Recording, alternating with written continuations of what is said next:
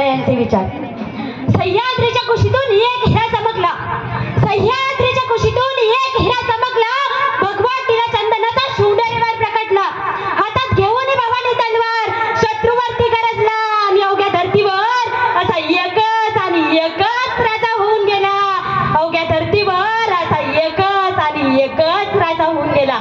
राजा राजा जर मी दगड झाले ना तर त्या सह्याद्रीची होईल, राजा राजा जर मी माती झाले ना तर या महाराष्ट्राची होईल, राजा जर मी तलवार झाले ना तर भवानी मातेची होईल. आणि राजा याही पलीकडे जाऊन सांगते, राजा पुन्हा मानव जन्म मिळाला ना तर फक्त आणि फक्त राजा तुमचा मावळा होईल, राजा तुमचा मावळा होईल.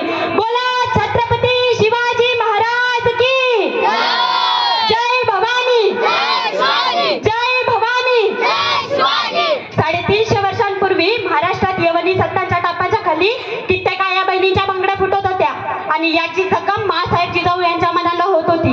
ही जखम मनात ठेवूनच त्यांना डोहाळे लागले ते स्वराज्याचे, डोहाळे लागले माझ्या जिजाऊला स्वराज्याचे, डोहाळे लागले माझ्या जिजाऊला दानपट्टे चालवण्याचे, डोहाळे लागले माझ्या जिजाऊला तलवार चालवण्याचे, डोहाळे लागले माझ्या जिजाऊला घोड्याची स्वारी करण्याचे, डोहाळे लागले माझ्या जिजाऊला स्वराज्याचे. आणि याच माझ्या भवानी मातेनं, याच माझ्या जिजाऊ मातेनं आई भवानीच्या मंदिरात जाऊन घंटानाद केला होता की पुत्र देशी आईचा गुंडा, ज्याचा तिन्ही लोके असे झेंडा, ज्याचा तिन्ही लोके असे झेंडा. कारण काय चाललं होतं तेव्हा, काय परिस्थिती होती तेव्हाची. कोण्या एका आदिलशानं यावं आणि माझ्या माय बहिणीच्या अब्रूची लक्तरं करून जावी, लहान मुलांची कत्तल केली जायची, तरुणांना डांबून ठेवलं जायचं आणि आपल्या सैन्यामध्ये सामील करून घेतलं जायचं. जे वृद्ध बापुडे होते त्यांना कापलं जायचं, अशी भयान परिस्थिती होती हो तेव्हाची. आणि हीच परिस्थिती बदलण्यासाठी बेचिराग झालेल्या पुण्यामध्ये कसबा गणपतीची स्थापना करून समाजकंटकांना सडेतोड जबाब देणारी ही बाया तुमच्या आमच्या सारखीच दिसणारी होती हो. आणि आता माझ्या जिजाऊने पाहिलेलं हे स्वराज्याचं स्वप्न, नियतीला पडलेलं हे स्वराज्याचं देशाचं स्वप्न आता अस्तित्वात उतरत होतं.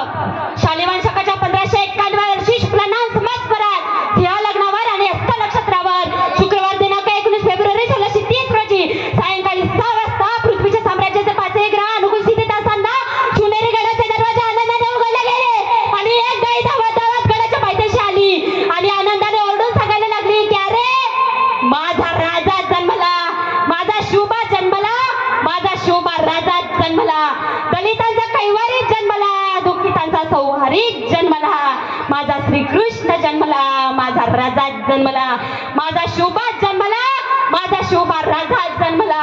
छत्रपती शिवाजी महाराज की, छत्रपती शिवाजी महाराज की. ही महाराष्ट्राची पुण्याई होती म्हणून छत्रपती शिवाजी महाराजांसारखे महापुरुष इथल्या महाराष्ट्राच्या मातीत जन्माला आले. अवघे 50 वर्ष लाभले माझ्या राजाला, अवघे 50 वर्ष लाभले माझ्या राजाला. पण त्या 50 वर्षाच्या आयुष्यात 365 गडकोट किल्ली माझ्या राजाने जिंकली ही स्वाभिमानास्पद गोष्ट आहे. पण त्या कोणत्या एकाही गडकोट किल्ल्यावर माझ्या राजाचं नाव नाही की 7/12 नाही की 7 अचा उतारा नाही. पण आज आमचे प्रियकर आणि प्रियसी त्याच माझ्या राजाच्या गडकोट किल्ल्यांवर जातात. खरं तर जायलाच पाहिजे, ही स्वाभिमानास्पद गोष्ट आहे. महाराष्ट्रातील प्रत्येक व्यक्तीनं माझ्या राजाच्या गडकोट किल्ल्यांचं दर्शन घेतलं पाहिजे. पण जर हीच प्रियकर आणि प्रियसी माझ्या राजाच्या गडकोट किल्ल्यांवर जाऊन तिथल्या भिंतींवर मध्ये भला मोठा बदाम आणि एका बाजूला प्रियकराचं नाव आणि एका बाजूला प्रेयसीचं नाव लिहित असतील आणि मध्ये वाकडी रेष काढत असतील ना, आणि हे दृश्य जर आम्ही आमच्या गडकोट किल्ल्यांवर जाऊन बघत असू ना राजा, तेव्हा वाटतं राजा आमचं कुठंतरी चुकतंय, राजा आमचं कुठंतरी चुकतंय. राजा खरं तर आज ज्या ज्या गडकोट किल्ल्यांना तुमचं पाऊल लागलं आहे ना ती गडकोट किल्ली आज स्मारक व्हायला पाहिजेत राजा. पण आज आमची पिढी इथं समुद्रात स्मारक उभारण्याची स्वप्न पाहते आणि म्हणून वाटतं राजा आमचं कुठंतरी चुकतंय, राजा आमचं कुठंतरी चुकतंय. राजा राजा तुम्ही आम्हाला शिकवलं होतं की शत्रूच्या स्त्रीकडे बघताना सुद्धा तिच्यात आपली माय रुक्मिणी शोधा. पण राजा आज आमच्याच माय बहिणी कितपत सुरक्षित आहे हे आम्हाला माहित नाही राजा. आणि म्हणून वाटतं राजा आमचं कुठंतरी चुकतंय, राजा आमचं कुठंतरी चुकतंय. अरे माझ्या राजानं, माझ्या छत्रपती शिवाजी राजानं जेव्हा त्या शाहिस्तखानाची बोटे छाटली तेव्हा तो धावत होता, पळत होता. तेवढ्यात त्याच्या समोर त्याची छोटी बहीण त्याच्या समोर आली आणि त्याला म्हणाली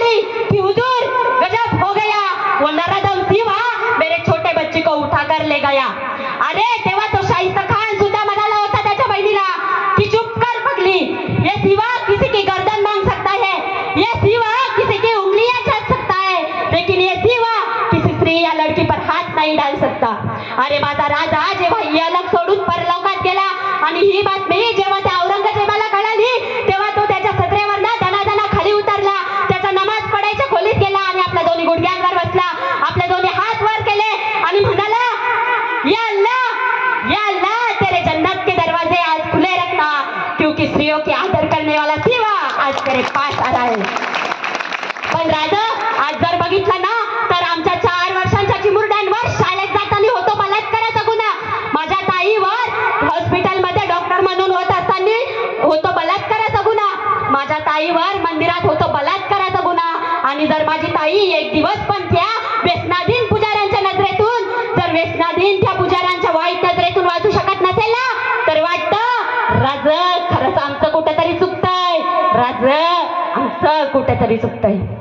राज तुमची जयंती आली ना, शिवजयंती आली ना की आताच्या मावळ्याच्या अंगात भगवा कुर्ता, वाढवलेले केस, वाढवलेले दाढी, कपाळावर चंद्रकोर आणि गळ्यात रुद्राक्षाची माळ आणि गाडीवर काय ते जडजड शब्द, अरे बघतोस काय मुजराकर, सह्याद्रीचा छावा, मर्द मराठी मावळा. पण राजा हे बघतो ना खरंच छाती अभिमानाने फुलून येते की आमचे मावळे अजूनही जिवंत आहेत.